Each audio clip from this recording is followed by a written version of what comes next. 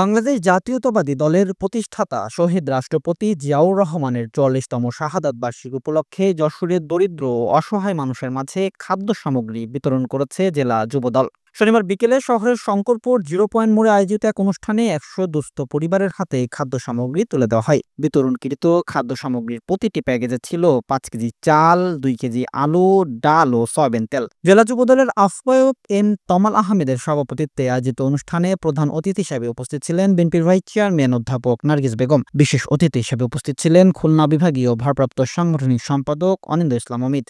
এছাড়াও অনুষ্ঠানে উপস্থিত ছিলেন জেলা বিএনপির সভাপতি অ্যাডভোকেট সৈয়দ সাবরুল হক সাবু, সাধারণ সম্পাদক দেলোয়ার হোসেন খোকন, জেলা যুবদলের সদস্য সচিব আনসারুল হক রানা, যুগ্ম আহ্বায়ক কবির হোসেন বাবু, নাজমুল হোসেন বাবু, মোহাম্মদ আরিফুল ইসলাম আরিফ, আহ্বায়ক কমিটির সদস্য কামরুজ্জামান বিদ্যুৎ, জেলা যুবদলের সদস্য নগর যুবদলের যুগ্ম আহ্বায়ক শহীদুল ইসলাম মিলন, জেলা যুবদলের সদস্য রবিউল ইসলাম, সাব্বির আহমেদ এবং শাহাদাত হোসেন লিটন।